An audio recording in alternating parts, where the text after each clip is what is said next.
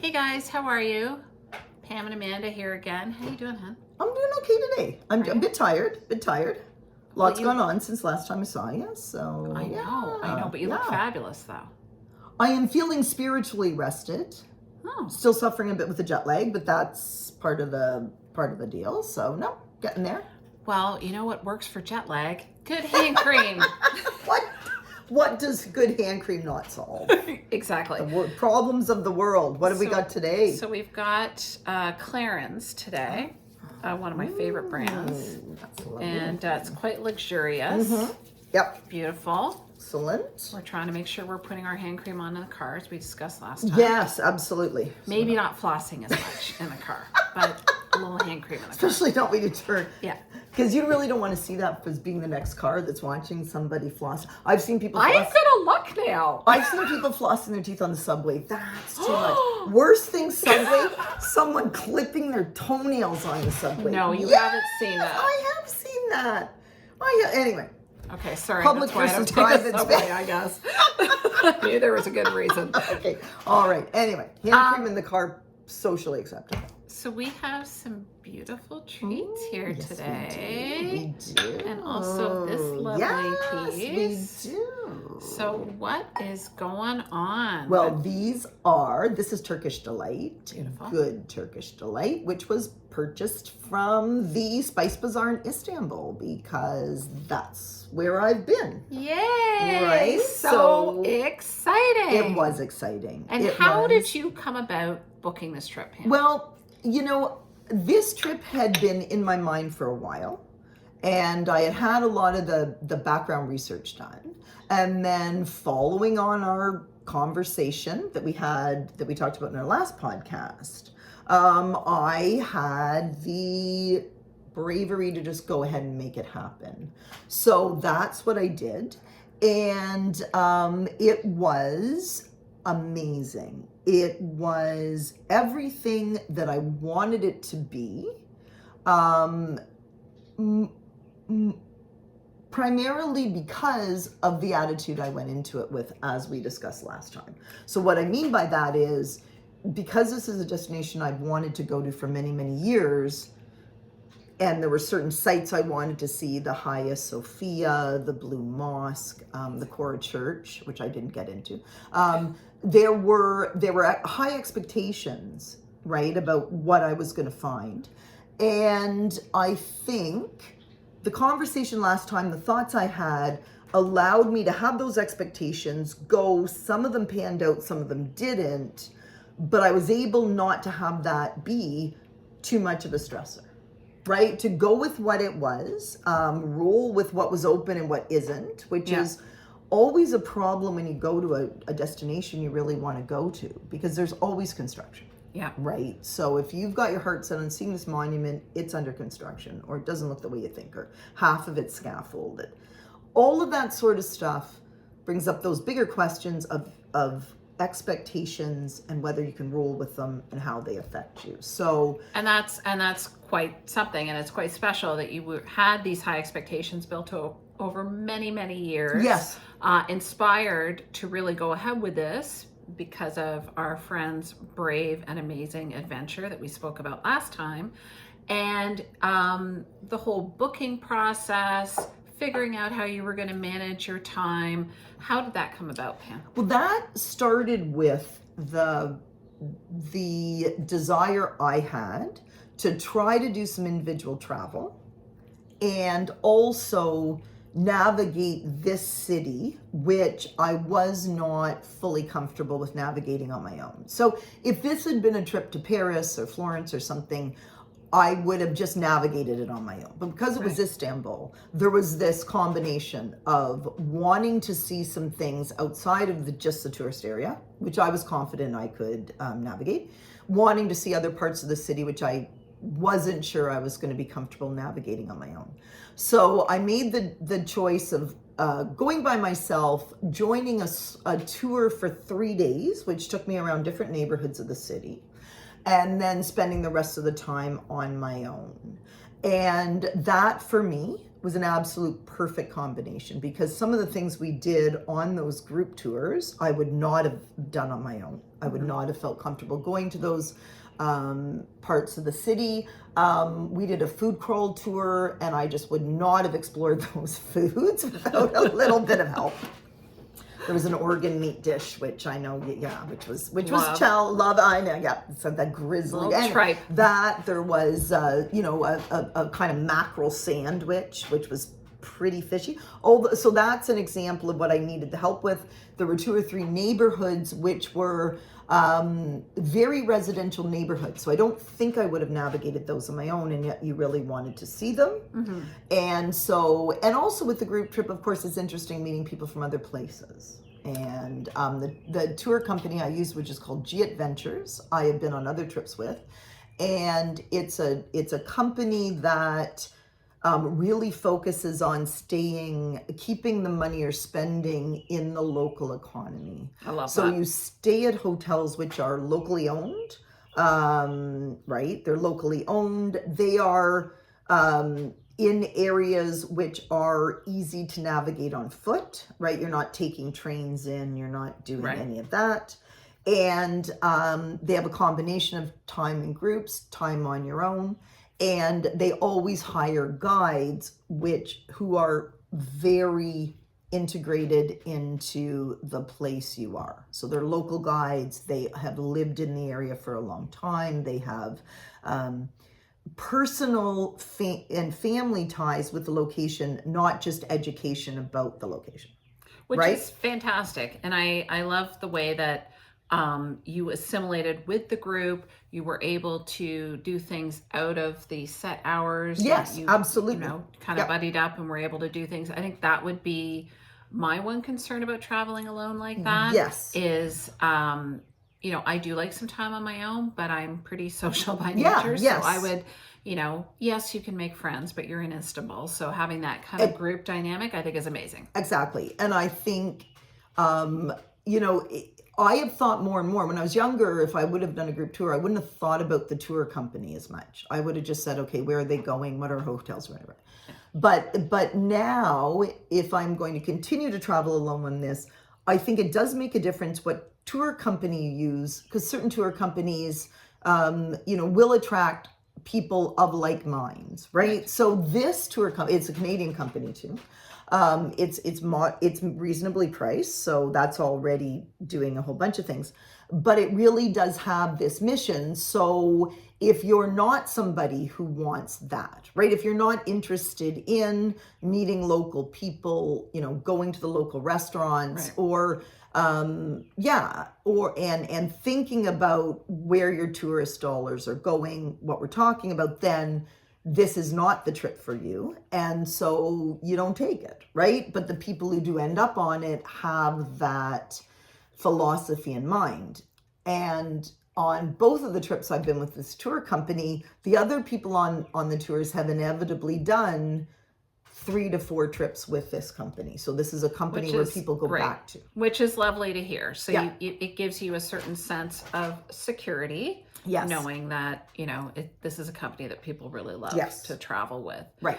I love the fact that you did have time on your own. I know when you were talking about planning this trip and actually doing the planning, one of the big impetuses for this thing was that you would be able to take your time. Yes. So it's like going, and I've said this before, going shopping with a girlfriend. Do you really want to do it? Not so much, because you want to browse at your leisure. Exactly. And you were able to do that. You wanted to be able to sit in a church for 12 hours. Yeah, if that's absolutely, desire. Should I desire. So you've got some time to do those things. I did. And I think when we talk about role transition, which we talk about quite a bit, when we're together, I think this is how the role transition to me is fitting into my travel. Because when you're traveling with other people, and especially if you're traveling with your family and you're the one who's planned the trip and you're the ones who's done this, there's that role of like, what do they want to do? What do I want to do? How many of these agendas am I steering around, right? Yes. Right? As we have steered around agendas our whole life, right? We've talked about the physical steer, the whole thing, right? So how this translates into the travel is I did not want to steer around anybody else's agenda. This was my agenda. And, part of the way I wanted to actualize that agenda, I love coffee. We've talked about my obsession with coffee. I wanted to have a coffee anytime I wanted. Okay. Like if I walked somewhere, I've had a fantastic experience of, there's a special way they make Turkish coffee in Istanbul, which is they have a cart and they heat silicone beads and they keep it at a very hot temperature. So when you make your Turkish coffee, you just stick it in and it percolates right away.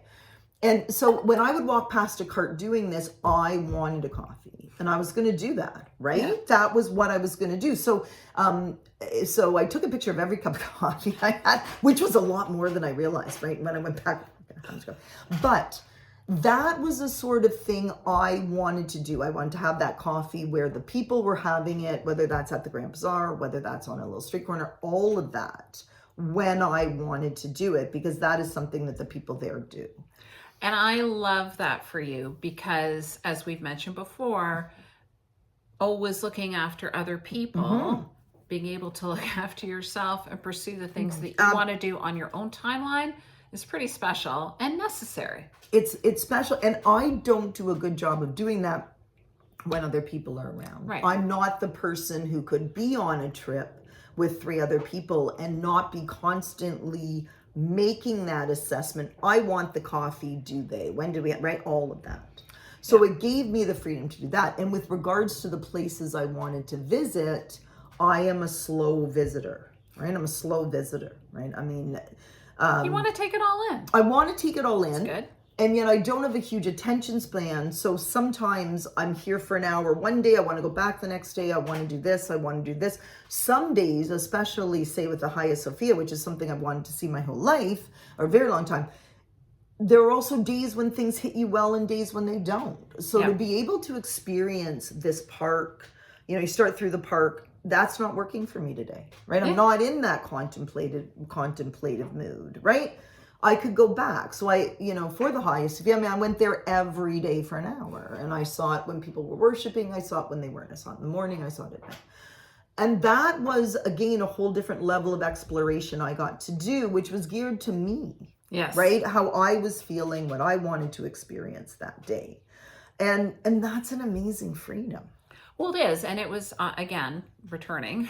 It was one of the main reasons for this trip was to be able to go and do what you want to do, see a place you'd always wanted to see, in a fashion that you wanted it to all work out. Absolutely. I think that's really fabulous for you. Yeah. And I didn't find it challenging being alone, but then again, I was so for the 8 days I was there, I was with a trip for 4 days. So I did have companionship and I like that. I don't know if 8 days on my own would have been I don't think 8 days on my own would have been as enjoyable. I think this was a really good combination. And then again, I got to do some things, as I said, on those days that I would not have had the ability to do otherwise. Yeah, and again, you're traveling with people who've traveled with this company, and they're from all over the world. And so you're meeting really interesting people. Yep. And you might have kind of caught on to the fact that Pam's pretty interesting too. So, this would have been... Talk a lot. I love it. So I think it would have been really, really fun. Let me ask you, Pam, just sort of briefly touch on, how was the journey there? The flight. Yes. So the flight there was fine. One thing I neglected to think about coming back was that when you are coming from an Islamic country, you probably don't want to fly through the US. Okay, that was a mistake. It was a mistake because the security and stuff you are put through at both ends seemed to me very different than what I think I would have experienced was I going to a different destination. Right. So that was a learning.